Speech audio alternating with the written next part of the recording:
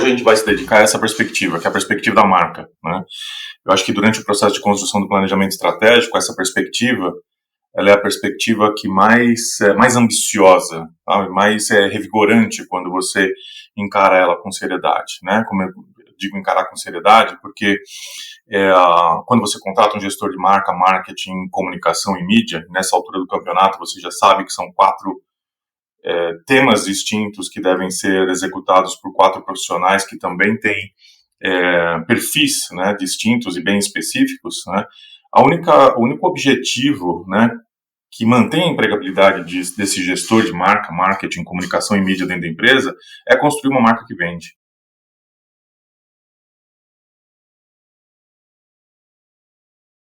Né? Ele não tem mais absolutamente nada na frente dele, a não ser criar, se apaixonar, né, pelo processo de construção da marca até que faça o telefone tocar. É muito fácil saber se a sua marca vende, né? A tua marca, ela tem que ativar o funil de vendas, né? Se a tua marca não toca o telefone, se a tua marca não faz tocar o telefone, ou se você tem aquele time de vendas de 1970 que faz ligação fria, né, caçando o cliente para tentar seduzir o cliente ali com um desconto qualquer, para que o cliente entre na empresa com um desconto qualquer, você não está construindo tua marca, né? Hoje, se a tua empresa é uma empresa que tem aquele tipo de vendedor chamado hunter ou outbound ou qualquer outra dessas palavras bonitinhas, né, que você usa para justificar a sua falta de investimento na marca, a tua empresa está sofrendo, né? Ela está sofrendo porque, infelizmente, ela só atrai o cliente quando ela oferece um desconto porque a tua marca não funciona.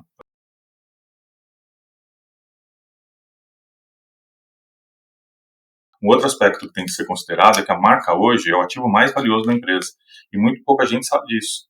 Né? Então, quer dizer, se você for olhar hoje, se você fizer o valuation, fizer a valoração da tua empresa, é a marca quem determina os múltiplos. Né? Tem muita gente que confunde, né, e acha que você tem um grande valor numa indústria que está numa indústria, ou que você tem um grande valor num centro de distribuição, ou que você tem um grande valor, às vezes, numa empresa de prestação de serviços que exige gente. Né? Essa indústria, esse centro de distribuição e essa empresa de prestação de serviços, né, se não tiver nenhum trabalho, a tua fábrica não vale nada. Né? Você ainda vai ter que pagar o frete para o ferro velho buscar, né, as tranqueiras que você tem lá na tua fábrica.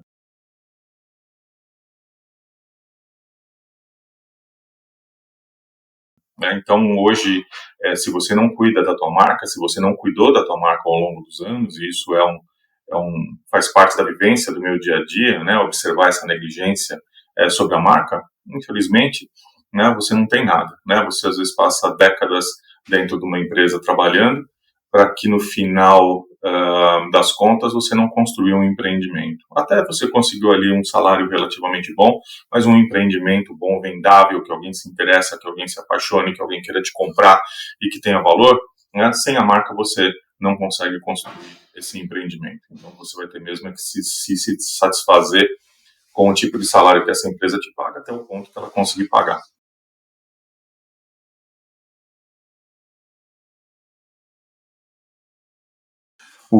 No processo de construção da marca, né, a marca tem um parceiro, que é a inovação. Né? Não existe construção da marca sem inovação. Então, se hoje você é um empreendedor, ou se você tem o desejo de ser um empreendedor um dia nessa vida, tem 2 coisas que merecem investimento: construção da marca e inovação.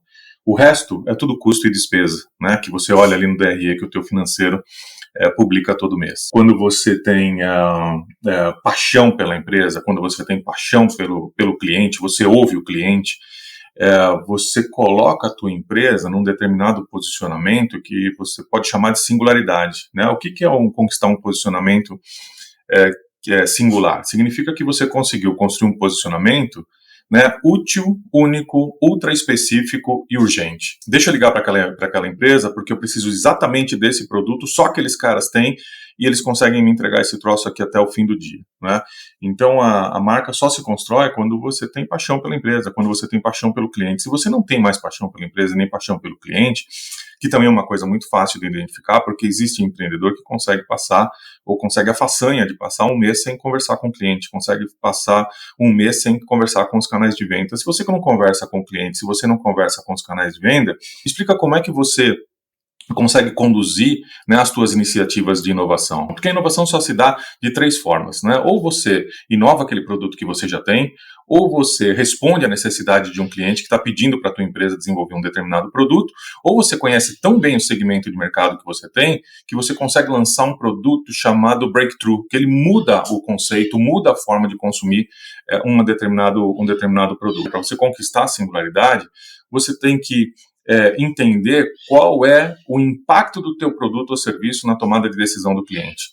E você tem que entender também o quanto distante você está ficando da tua concorrência. Então, quando você tem o roadmap, né, que é o cronograma de desenvolvimento de novos produtos e serviços, e você coloca ele dentro, né, dessas duas perspectivas, distância da concorrência e impacto na decisão do cliente, quanto mais distante da concorrência, quanto maior o impacto na decisão do cliente, né, você vai conseguir chegar mais perto daqueles 4 U's, você vai conseguir chegar mais perto da singularidade. Não existe nenhuma forma de você conseguir chegar lá se você não for um apaixonado pelo cliente, se você não conversar com o cliente. O que eu vejo também, infelizmente, na prática do meu dia a dia, né, são gestores ambiciosos que têm ambição pela empresa que não conversam com o cliente. E não dá para explicar como é que isso pode dar certo.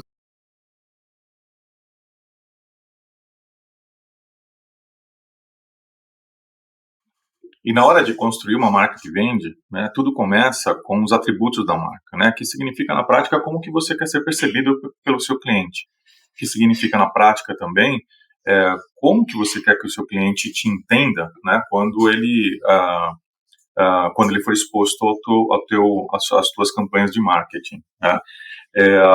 Só existe uma forma de você saber os atributos da tua marca, né, é você perguntar para o teu cliente. Às vezes a gente confunde uma pesquisa, né, de marca com pesquisa de satisfação do cliente. Então, o gestor de marketing atrevido, né, que não tem as competências corretas para fazer a gestão de marca e marketing, ele pega lá um Google Forms qualquer e começa a fazer pergunta para o cliente. Ele confunde o que é uma pesquisa de marca, né, de entendimento dos atributos da marca, com uma pesquisa de Customer Satisfaction. Ele começa a achar que está tudo bem com a marca, porque o cliente respondeu que o vendedor é gentil, que o produto foi entregue na hora certa e o produto tem qualidade, né? E pesquisa não serve para absolutamente nada, né? Quando você faz uma pesquisa de reconhecimento dos atributos da tua marca, você precisa contratar um especialista em pesquisa, né?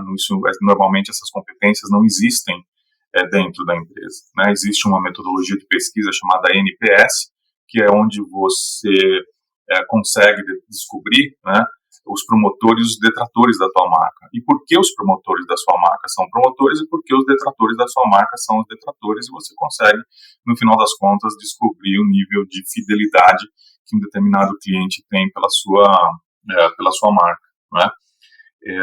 Sem esses atributos da marca, você não consegue construir uma história, você não consegue construir uma narrativa.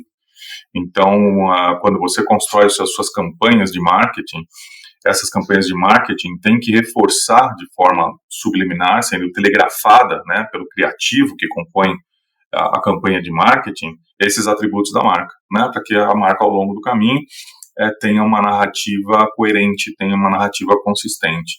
Né. A sua marca só vai ser reconhecida por aquilo que você quer que ela seja reconhecida se ao longo das suas campanhas você conseguir reforçar esses atributos. Ora você vai criar esses atributos, ora você vai reforçar esses atributos. A única forma de criar esse atributo é com conteúdo relevante, né, que é aquele conteúdo que gera conhecimento. Não existe nenhuma possibilidade de você construir um atributo de uma marca sem uma estratégia de conteúdo cuidadosamente construída. Né? O cliente, na fase de pesquisa, quando ele ainda não está pronto para comprar, ele tem que usar o teu site, tem que usar a tua marca para pesquisar sobre as soluções que vão resolver aquele problema que ele precisa resolver. Se a tua marca não estiver nesse shortlist, né, de empresas que ele usa como referência para estudar ou para pesquisar como, né, os seus produtos e serviços vão resolver um determinado problema, tua marca não serve para nada. Talvez ela apareça no site de pesquisa com o menor preço, e aí, depois que ele já decidiu, ele vai te comprar pelo menor preço. O fato é que, se ele pesquisou por uma marca e essa marca ganhou a confiança dele, se essa marca é uma marca inovadora, se é uma marca que se mostrou especialista muito pouco provável o fator preço vai ser o fator de tomada de decisão. Então, ele vai sim comprar daquela marca, né, que ele sentiu segurança.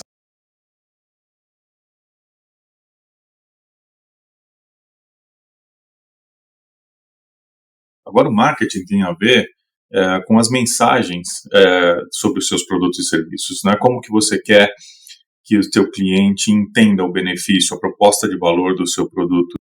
Uma das coisas bizarras que eu vejo no meu dia a dia, às vezes você pega um gestor de marketing pouco habilidoso e esse gestor de marketing vai lá e gosta, ele tem ali uma conta de Canvas, tem uma conta pirata de Photoshop, e ele gosta de fazer post, ele vai lá e faz um post, parece a Santa Ceia, ele tenta colocar num post todas as informações do produto, preço, filme por trás, e ele esquece que ele tem que fazer com que essa mensagem chegue até o cliente, né?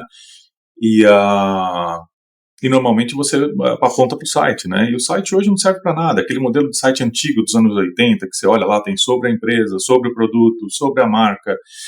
Isso não serve para nada. O cliente hoje está muito pragmático. O cliente hoje ele sabe exatamente o que ele quer.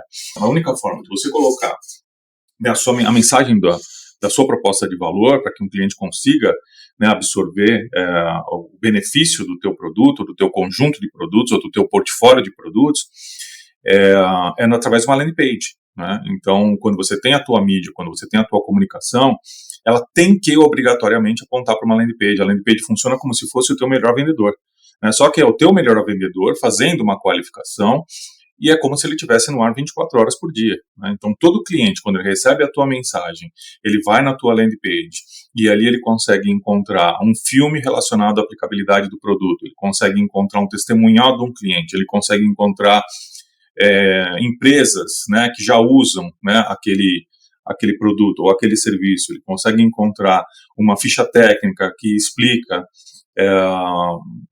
detalhes, né, sobre a especificação do produto, né? Você tem um vendedor no ar, né, que está fazendo uma qualificação excepcional 24 horas por dia, 7 dias por semana. Quando você monta uma campanha, né, que você tem clareza, né, sobre as mensagens, que você conseguiu ratificar as mensagens têm aderência com o teu cliente, não tem como dar errado. A gente não pode esquecer que são essas campanhas de marketing que ativam o funil de vendas. Se as campanhas de marketing não ativarem o funil de vendas, vendas não funcionam. Na prática, o que acontece no dia a dia da área de vendas, e quando ela acorda todo dia de manhã, essas landing pages, né, quando o time de vendas abre o CRM, ele tem lá 20, 30, 40 leads qualificados, né, qualificados pelas campanhas de marketing, que através de uma tecnologia de automação levaram até o CRM um lead qualificado, onde o vendedor vai completar, né, o processo de qualificação até levar o cliente até a venda. Se você tem algum amor pelo dinheiro que você investe em mídia, né, presta atenção, pergunta para o teu gestor, né, se ele testou a mensagem que ele colocou num banner desses que não serve para nada, porque olha, na prática do meu dia a dia, eu sempre faço essa pergunta, né, e a resposta, aquela maldita resposta, eu não ratifiquei a mensagem com o meu cliente, eu não perguntei para o meu cliente se aquela mensagem tem aderência, então me explica, como é que você pode fazer um banner, fazer um Google Ads, fazer qualquer campanha de comunicação, se você não sabe se a mensagem tem aderência com o teu cliente, né? Eu acho que existe incompetência e existe negligência, né? Eu acho que esse tópico é uma combinação das duas. Não tem perigo de você construir uma marca com um gestor com esse tipo de atitude. A gente não pode mais confundir o que é marca, o que é marketing, o que é comunicação e o que é mídia. O marketing começa durante a concepção do produto. Você tem o seu roadmap de produtos, é lá que você vai construir as mensagens do produto, né? O teu gerente de produto, ou quem cuida, né, do desenvolvimento do produto, no final do processo, ele tem que construir, né, um cartão de batalha, chama Battle Card. Esse cartão de batalha é que vai treinar e capacitar o time de vendas para que eles consigam fazer a venda da forma correta, explicar o produto da forma correta, qualificar o cliente da forma correta. E também vai fazer com que o gestor de marketing consiga montar uma campanha com as mensagens corretas. Então, se você hoje construiu um produto que você não construiu essas mensagens ao longo do processo de desenvolvimento, você não construiu o cartão de batalha, e não treinou o seu gestor de vendas e também não treinou o seu gestor de marketing, não existe a menor possibilidade de você dar a mínima chance para esse produto vingar, para esse produto vender. Ele não vai vender em hipótese nenhuma.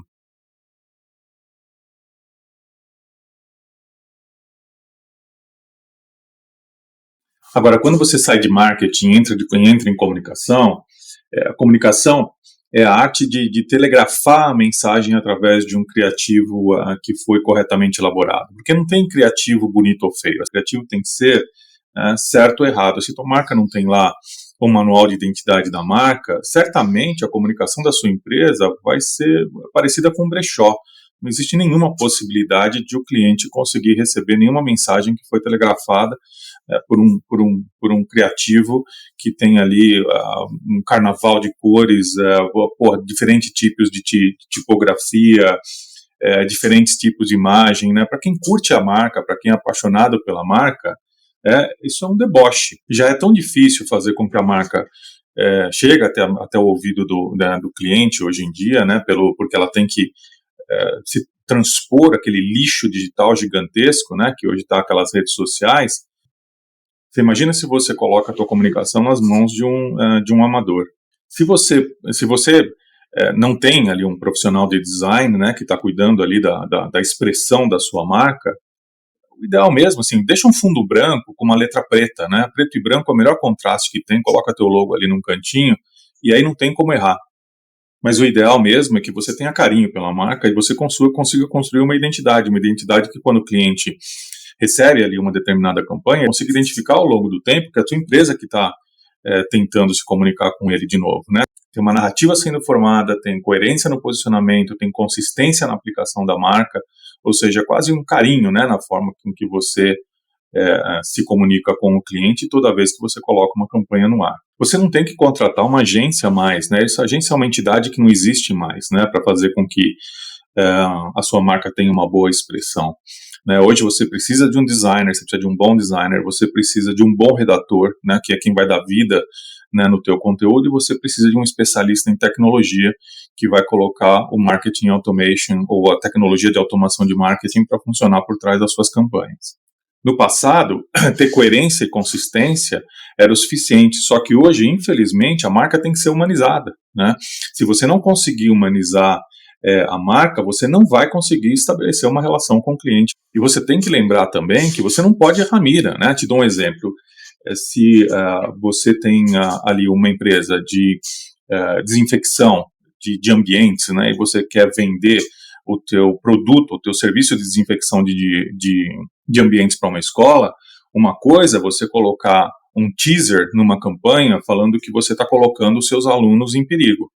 Aí eu estou falando com o diretor da escola, estou falando com o dono da escola. A outra coisa é eu mostrar num filme a aplicabilidade do produto, como é que limpa uma carteira rabiscada ou como é que você desinfeta um chão. Aí eu estou falando com o faxineiro. Não existe certo ou errado, as duas formas estão corretas, podem até ser complementares. O que você só não pode é errar na mira. Por isso que é tão importante você conhecer muito bem qual é a dor do teu público-alvo antes de fazer, antes de você materializar a tua campanha, antes de você conceber qual é o criativo da tua campanha. Então, o que vale você lembrar é quando você está construindo ali o teu criativo, existem campanhas que são campanhas relacionadas à construção de marca, existem campanhas que são relacionadas à geração de demanda, existem campanhas que são campanhas cooperadas com o canal de venda. Cada campanha merece um criativo específico. Campanhas que são relacionadas à construção da marca têm que reforçar obrigatoriamente no criativo os atributos da marca que a gente falou anteriormente, né? Como que eu quero ser reconhecido pela minha marca? Campanhas que têm geração de demanda são campanhas que normalmente têm um foco maior no produto. E você tem que ter um call to action mais presente, mais assertivo, porque nesse tipo de campanha você está tentando mobilizar a tua audiência.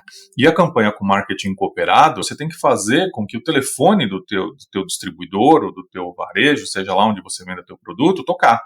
Né? É para isso que serve o marketing cooperado. Então, quando você for materializar as mensagens da tua empresa, quando você for materializar as mensagens do teu produto, né, na forma de um conceito criativo, né, tem que levar em consideração esses 3 tópicos. Se você não considerar esses 3 tópicos quando você estiver fazendo a concepção da campanha, você vai errar a dor do público-alvo que você está tentando conversar, né? E se você tiver lá uma persona que tem um determinado medo, que tem uma determinada frustração, tem um determinado sonho, e você colocar uma mensagem ali naquele conceito criativo que não telegrafa nenhum desses três aspectos, como é que você vai fazer essa campanha funcionar, né? E aí você começa a escutar bobagem, né? Porque é o que mais eu encontro também no meu dia a dia, que é difícil de a gente contornar, é a opinião e chute, né? Então, quando você tem alguém que olha uma campanha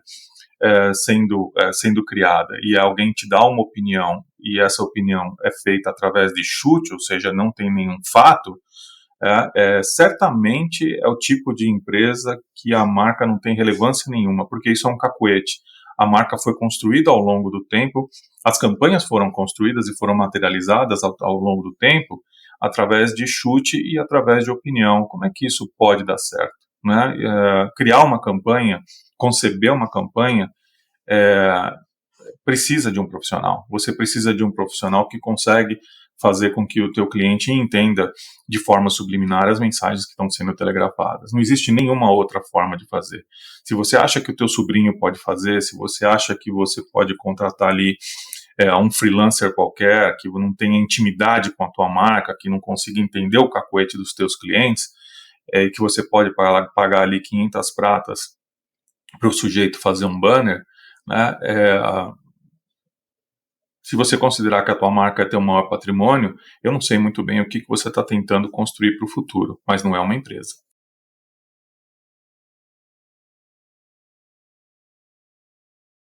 Eu acho que o último tópico aqui que vale a pena a gente conversar é sobre a mídia, né? Sobre como montar um plano de mídia, um plano de comunicação eficiente, né? Existe uma frase histórica que diz que metade do teu investimento em marketing vai para o lixo, só que você nunca vai saber qual que foi a metade. Mas conforme eu fui aprendendo ao longo da minha carreira, né, cuidando de marcas importantes e construindo outras marcas, se você não cuidar desses aspectos que a gente conversou aqui ao longo desses 20, 25 minutos de conversa, não precisa se preocupar, porque 100% de todo o dinheiro, isso eu posso te garantir, que você investiu em mídia vai para o lixo. A mídia tem dois aspectos, né, que a gente tem que considerar antes de montar um plano de mídia, mas antes de considerar os dois aspectos, sempre que você for comprar mídia, né, seja lá se for Instagram, Google Ads ou qualquer outra mídia que o teu plano de comunicação exigir, né, só faça com um profissional certificado, né, não faça com qualquer aventureiro, né, que sabe como fazer um anunciozinho lá no Google Ads, escolher 2 ou 3 palavras-chave, ou sabe como ir no Instagram, no LinkedIn e fazer ali um impulsionamento de um post, tá? Não vale a pena, tá? Se eu pudesse te garantir uma coisa nesses 20, 25 minutos, é que todo o teu dinheiro vai para o lixo se você não tomar o cuidado de contratar um profissional certificado para fazer o teu plano de comunicação. Um outro aspecto que eu acho importante é não contrata nenhum tipo de empresa que faz algum tipo de magia, né, com SEO. Se fosse fácil, o Google teria um e-book falando de como você consegue fazer indexação orgânica, de como você consegue fazer indexação orgânica pelo Google. Se o Google fizesse isso, ele não ia ganhar nenhum real vendendo mídia, né? Então, SEO é como se fosse um prêmio pelo cuidado e pelo carinho na construção de conteúdo que transformou você numa marca que tem autoridade para falar com o teu cliente. Se você contratar uma dessas empresas safadas que vendem consultoria e SEO, a construção da tua marca não vai se transformar num pilar, é uma farsa, né? Então, o ideal é que você construa o seu posicionamento no Google através da construção de conteúdo que é relevante, você construa uma audiência, que essa audiência consuma o seu conteúdo e que esse conteúdo possa ser até compartilhado pela tua audiência, né? Hoje, conquistar o social sharing, né, que seria como se fosse um boca a boca, só que agora em escala, talvez seja maior dos desafios quando você está construindo um plano de comunicação, né? Quase impossível. E se você não é a Anitta, né, é melhor você trabalhar duro na construção do seu conteúdo porque só assim mesmo você vai construir uma audiência e só assim que a tua audiência vai te dar autoridade para que você consiga conversar com ela. Hoje, para você contratar uma mídia, está muito fácil, né? Porque toda mídia tem lá um Media Kit ou qualquer outro nome bonitinho que se dê, que você consegue saber qual é a abrangência, né, que aquela mídia consegue alcançar. Não importa se é mídia online ou offline. Se for online e você for no Google, você sabe exatamente qual é o alcance de uma determinada palavra-chave. Se você for no Instagram, no LinkedIn, você também consegue saber qual a abrangência do teu público-alvo, né? E aí, se você determinar a abrangência por uma região ou por, se você quiser, uma abrangência nacional, ou às vezes uma abrangência para um determinado evento que vai acontecer, né, você consegue também determinar qual é a frequência que você quer que aquele anúncio apareça. Né? Então, se você equilibrar bem a abrangência e frequência, você consegue fazer com que a sua marca apareça naquele determinado público, naquela determinada região ou naquele determinado evento com muita eficiência. Construir um plano de comunicação é sobre a eficiência que o plano vai ter na entrega da mensagem que foi determinada pelo plano de marketing. E antes de você começar a elaborar o teu plano de comunicação, com o mix de comunicação, você tem que mapear todos os pontos de contato com o cliente, né? Só assim vai ser possível você selecionar qual é a mídia correta, né? Existem duas variáveis ou dois grupos de variáveis que você precisa considerar, né? O primeiro é abrangência e frequência. Abrangência, o número maior de alvos que você pode pegar dentro de uma determinada região. Frequência, quantas vezes você tem que impactar esse alvo para que a tua mensagem consiga, né, entrar dentro da cabeça do teu público-alvo. Você não pode diluir a abrangência, né? Se você não tiver dinheiro suficiente para construir uma abrangência num nível nacional, por exemplo, tenha certeza que você consiga pegar uma determinada região e colocar a frequência suficiente para que a sua mensagem consiga ser repetida, né, um número de vezes mínimo, né? Não importa se a sua campanha é sobre construção da marca, não importa se a sua campanha é sobre geração de demanda, ou ainda uma campanha de marketing cooperado com seus canais de vendas, né? Mas a abrangência e frequência é fundamental para que a campanha funcione. Se você tem um determinado distribuidor, por exemplo, que trabalha, cobre a região de São Paulo, né? Você tem que ter alta frequência dentro da região de São Paulo. Você não precisa se preocupar muito com a abrangência. Ou seja, se você se atentar, né, a essas duas combinações entre abrangência e frequência, e a segunda seria afinidade e dispersão, né, se apoiando ali no Media Kit, ou seja, no material de venda de que cada uma das mídias se utiliza para poder explicar qual é o tipo de público-alvo que elas atingem, não tem muito como dar errado, né? O que tem como dar errado, que eu também, infelizmente, vejo na prática do meu dia a dia, são gestores de marketing, não pode nem chamar de gestor de marketing, né? Um aventureiro de marketing despreparado, colocando uma campanha no Google Ads, né? E esquecer que o Google Ads é sobre um lead qualificado. Então, ele não consegue construir um call to action no Google Ads, né? Que traga para dentro de uma landing page um lead qualificado, porque o Google Ads é sobre assertividade na palavra-chave. E aí, para piorar, o mesmo aventureiro de marketing, ele coloca produto com preço no Instagram e no LinkedIn, por exemplo, né? Então, que são mídias, né, que te ajudam a construir a marca, porque te permitem, por exemplo, colocar um pedaço de vídeo para que você humanize a tua comunicação, para que você consiga colocar uma cara na tua comunicação falando com um determinado grupo de cliente, porque ela segmenta muito bem. Você precisa tomar um pouquinho de cuidado na tua empresa, porque dependendo da empresa, se chama de gerente de marketing, aquele cara que faz a campanha, faz a criação e contrata a mídia.